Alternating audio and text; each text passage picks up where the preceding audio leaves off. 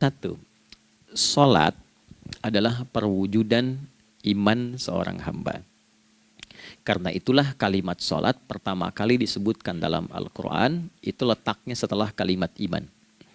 Al-Baqarah ayat 3, Alladzina yu'minuna bil ghaibi wa yuqimunas sholat. Orang-orang yang telah menyatakan beriman dan konsisten menjaga imannya. Beda alladzina amanu dengan yu'minun. Amanu telah beriman.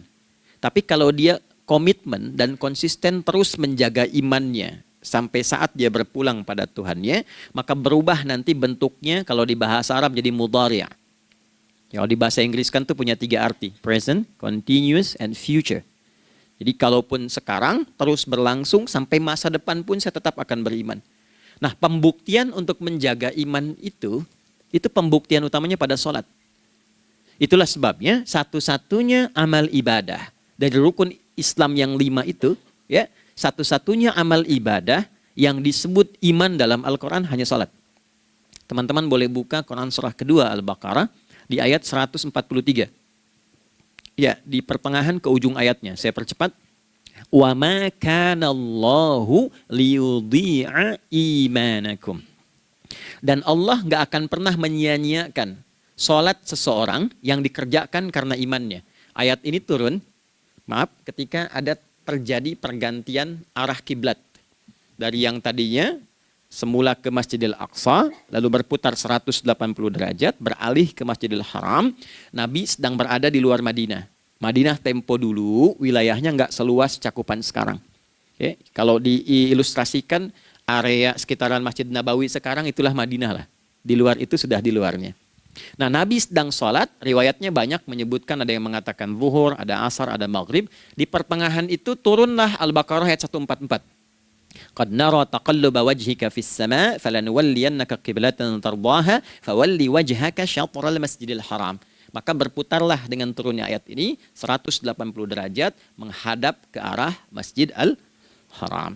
Problemnya adalah ketika Nabi dan pengiring beliau kembali ke Madinah, area Masjid Nabawi, kan nggak semua masyarakat ikut.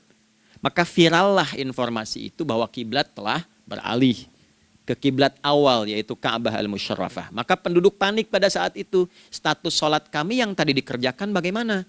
Karena sedang nggak bisa diulang, sudah pindah waktu. Maka turunlah kemudian firman Allah yang Al-Baqarah 143 itu, wa ma kana Allahu liyudhi'a imanakum. Karena engkau mengerjakan sholat itu dengan imanmu, maka Allah nggak menyia-nyiakan imanmu itu. Maksudnya apa? Walaupun arah kiblatnya tidak tahu mengarah kepada sisi yang belum berubah, tetap dihitung pahalanya sempurna karena imannya. Gitu. Nah, ini nanti yang menjadi landasan turunnya Al-Baqarah ayat 115. Walillahil masyriq wal maghrib fa aynama tuwallu fathamma wajhullah. Kalau Anda sedang tugas nanti di lapangan, lalu sulit menemukan arah kiblat. Aplikasi susah karena sinyal nggak masuk misalnya. Oke, kemudian juga matahari agak remang-remang sehingga sulit untuk terlihat patokannya. Maka dengan keyakinan, dengan iman itu, menghadaplah ke arah yang kita yakini, maka berlakulah Al-Baqarah 115. Di saat itu diterima amal ibadah kita sama dengan yang menghadap kiblat dengan dasar imannya. Oke, nah pengertian terbaliknya, mafhum mukhalafahnya, maka Nabi mengatakan, al-farqu bainal mu'min wal kafir tarkus shalah. Beda antara orang yang beriman dengan yang belum beriman adalah pada sholatnya. Jadi kalau ada orang mengatakan sudah beriman dan tidak menunaikan sholat, ini artinya keimanannya belum diakui sepenuhnya oleh Allah Subhanahu wa Ta'ala. Jelas ya? Halo, kenapa sedih begini? Maaf, saya terlalu cepat nggak? Enggak ya? Baik. Jadi dalam poin ini penting pembedanya di sholat.